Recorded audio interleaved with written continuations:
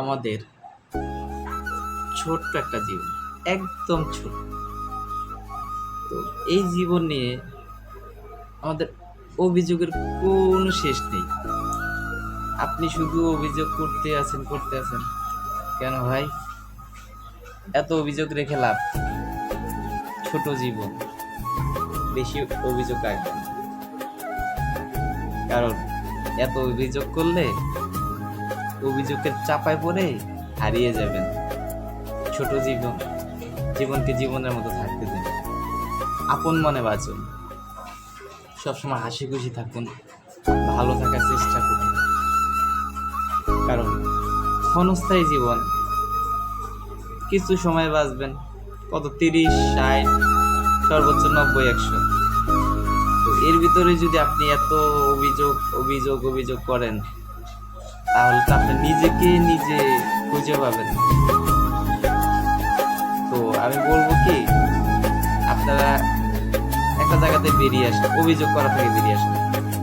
আলহামদুলিল্লাহ, যা আছে আমাদের যাই আছে, এটার ভিতরে আমরা থাকার চেষ্টা করি। আপনার যাই আছে, আল্লাহ তাআলা আপনাকে যাই দিয়েছে, এটাই তো ভালো কিছু। আপনি আপনার উপর তালার উপর না তাকিয়ে আপনার নিচে যারা আছে তাদের দিকে তাকান, ওই মানুষগুলোর দিকে তাকান যারা আপনার থেকে অনেক কষ্ট করে। আপনি তো ভালো একটা জায়গায় থাকছেন, খাচ্ছেন, ঘুমাচ্ছেন, তো যারা আপনার থেকে অনেক কষ্ট করে, যার অনেক মানুষ আছে রাস্তায় গেলে, শহরে বের হলে দেখা যায়, জানেন, তাঁবু টাঙিয়ে ঘুমায়, পলিথিনে ঘুমায়, হ্যাঁ, রাস্তার পাশে যে যেভাবে পারে ওভাবে ঘুমায়। তো এই মানুষগুলো দেখে কি আপনার মনে হয় না যে আপনি ভালো আছেন? আর একটা জায়গায় আপনি অভিযোগ করেন যে আল্লাহ পাক আমাকে কেন টাকা পয়সা দেয়নি। আচ্ছা, আপনি টাকা পয়সা দিয়ে কি করবেন? আপনি জানেন টাকা পয়সা কিন্তু আপনি নিয়ে যেতে পারবেন না। তো কেন নিয়ে যেতে পারবেন না? মরার পরে আমাদের প্রত্যেকটা মানুষকে একইভাবে গোসল করানো হয়, একইভাবে আপনার জানাজা হয়, এবং একই কাপড়ে মাটি দেওয়া হয়, এবং একই মাপের কবর করা হয়। তাহলে কেন এত অভিযোগ রেখে লাভ কি? তা আমি বলি কি, অভিযোগ রাখবেন, জীবন নিয়ে অনুযোগ করবেন না। ছোট জীবনকে জীবনের মতো থাকতে দিন, আপনি আপনার মতো করে বাঁচুন।